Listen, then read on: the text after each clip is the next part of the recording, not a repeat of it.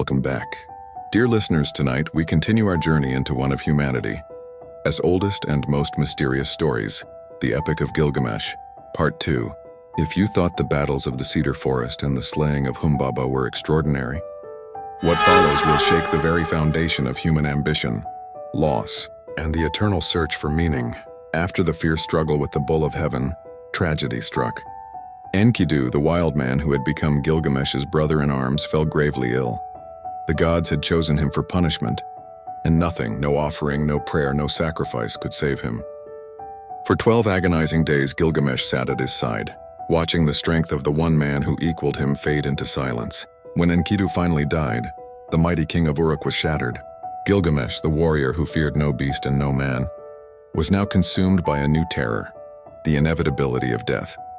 His grief turned into obsession. He could not accept that he too would one day lie in the dust forgotten.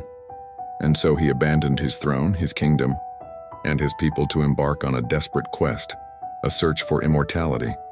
He journeyed across deserts and mountains, through scorching days and freezing nights. He sought answers from the wise, from the priests, and even from the spirits of the dead, but none could grant him the secret of eternal life. Finally, whispers led him to a man said to be older than the flood itself, Utnapishtim, the survivor of the great deluge, the one whom the gods had gifted immortality. But the path was not simple. To reach him, Gilgamesh had to cross the waters of death, an endless dark sea that no mortal dared approach. There he met the boatman Urshanabi, who at first refused to help him. Yet Gilgamesh's determination was unshakable. He cut down massive trees to craft poles for the crossing, each one used only once, so that his hands would never touch the cursed waters. At last, after an exhausting passage, Gilgamesh stood before Utnapishtim. The old man looked upon him with pity. He saw not the arrogant king of Uruk, but a broken soul, haunted by the shadow of mortality. Gilgamesh pleaded, "Tell me, how can I escape death? How can I live forever?" And Utnapishtim told his tale, the story of the great flood when the gods decided to cleanse the world. He had been warned by Ea, the god of wisdom, to build a vast boat and save life upon the earth. For this act, he and his wife were granted eternal life, set apart from all other humans. But this gift, he explained, was a one-time exception. Immortality was not meant for mankind. Still, Gilgamesh refused to surrender. He begged for a chance, any chance, so Utnapishtim gave him a test: stay awake for 6 days and 7 nights. If he could defeat sleep, the brother of death, perhaps he could prove himself worthy.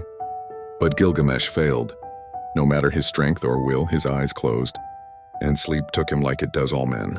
When he awoke, Utnapishtim, his wife, took pity and revealed another secret: a plant growing at the bottom of the sea, a thorny flower that could restore youth. If Gilgamesh could retrieve it, he might find a different kind of immortality. Driven by hope, Gilgamesh tied stones to his feet and plunged into the dark waters. He found the plant and brought it back to the surface, his heart burning with triumph. At last he thought he had won a victory over death. But fate is cruel.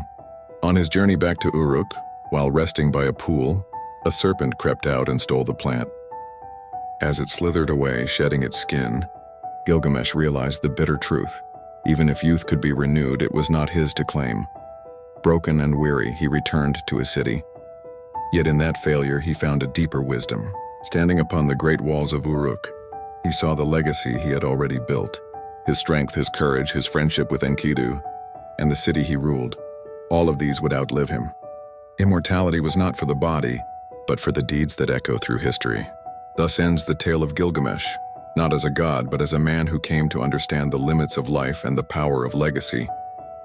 His journey reminds us that while death is inevitable, the mark we leave on the world can be eternal. So, dear listeners, what is the legacy you wish to leave behind?